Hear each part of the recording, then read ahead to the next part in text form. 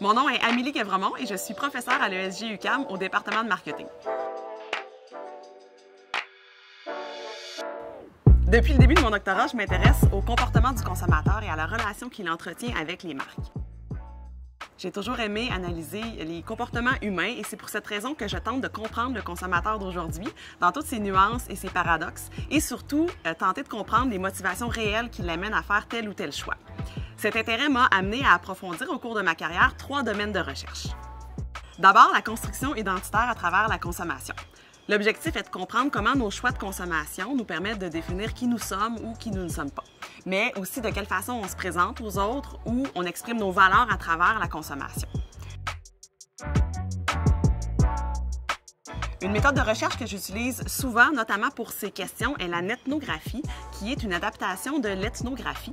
C'est une méthode qui consiste à analyser en profondeur, de façon immersive et sur une longue période, les interactions, les commentaires et les jugements des consommateurs dans les espaces virtuels, donc notamment dans les communautés de marques en ligne. Dans mes recherches, j'aime explorer les 2 côtés de la consommation parce que, bien que la consommation soit associée à plusieurs éléments positifs, comme des émotions favorables ou une image de soi désirée, par exemple, le côté plus sombre de la consommation est important à étudier, à mon avis.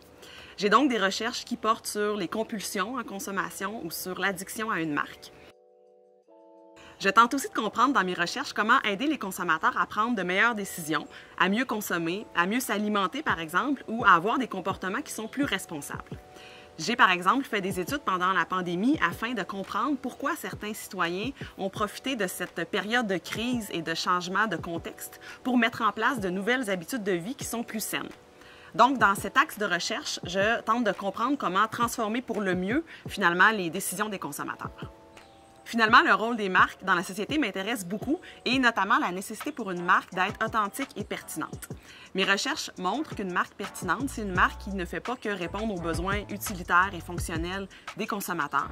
C'est une marque qui accompagne le consommateur dans ses préoccupations et aspirations fondamentales, qui inspire, qui tente de changer les choses et à laquelle on s'identifie.